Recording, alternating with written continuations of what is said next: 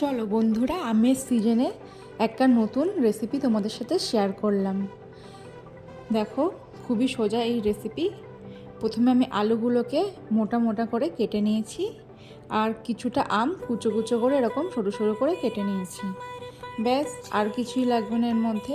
এবার কড়াইতে আমি দিয়ে দেবো পরিমাণ মতো সর্ষের তেল।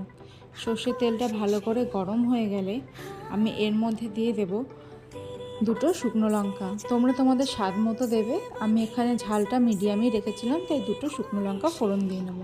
শুকনো লঙ্কাগুলো ভালো করে ভাজা হয়ে গেলে এর মধ্যে আমি দিয়ে দেব আলুগুলো দেওয়ার পরে দেখো আমি এখানে ভাজতে শুরু করে দেব। আলুগুলো কিন্তু মনে রাখবে একদম হাই ফ্লেমে, মানে গ্যাস খুব বাড়িয়েই ভাজবে, তাহলে ভাজাটা ভালো ক্রিস্পি হবে এবং আলুগুলোও কিন্তু কড়াইতে লেগে যাবে না।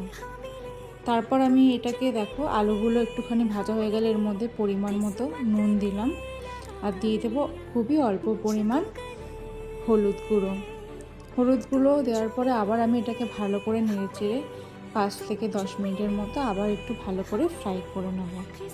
আলুগুলো যখন 70 থেকে 80% ফ্রাই হয়ে যাবে, তখন দেখো আমি এর মধ্যে দিয়ে দেবো কুচো করে কেটে রাখা আম।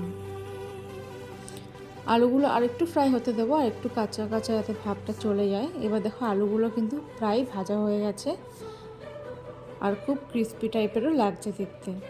এবার এর মধ্যে আমি দিয়ে দেবো কুচো করে কেটে রাখা আম কিন্তু আমি এখানে খুব সামান্য পরিমাণে নিয়েছি। তারপর আমগুলো দিয়ে এবার আমি কিন্তু গ্যাসের ফ্লেমটা একেবারেই লো করে দেবো। এবার একটুখানি নাড়াচাড়া দিয়ে আবার এটাকে আমি 2 থেকে 3 মিনিট লো ফ্লেমে ভাজা করব। 2 থেকে 3 মিনিট লো ফ্লেমে ভাজা হওয়ার পরে এখন একটা দেখতে এরকম লাগবে। এবার আমি এর ওপর থেকে পোস্তদানা ছড়িয়ে দেব। পোস্তদানা ছড়িয়ে দেওয়ার পরে ভালো করে মিক্স করে নেব। মিক্স করে আবার কিন্তু 3 থেকে 4 মিনিট একদম লো ফ্লেমে এটাকে আরেকটু ভাজা ভাজা করে নেব। খুবই সোজা এই রেসিপি। ডালের সাথে, মসুর ডালের সাথে তো খেতে খুবই ভালো লাগবে। একবার করে দেখো, রেসিপিটা কিন্তু একদম অন্যরকম, খেতে কিন্তু খুব অনন্য স্বাদ। এবার দেখো প্রায় হয়েই গেছে। এবার এটাকে আমি সার্ভ করে নেব। পুরো রেডি আমাদের নিরামিষ এই পদ। তুমি কিন্তু যে কোনো নিরামিষ দিনে নিশ্চিন্তে করতে পারো। এটা একটা অন্যরকম ভ্যারাইটি থাকবে।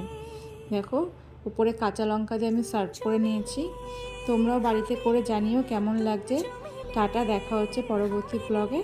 সবাই সুস্থ থেকো, আর রান্নাগুলো কিন্তু বাড়িতে ট্রাই করে জানিও কেমন লাগলো।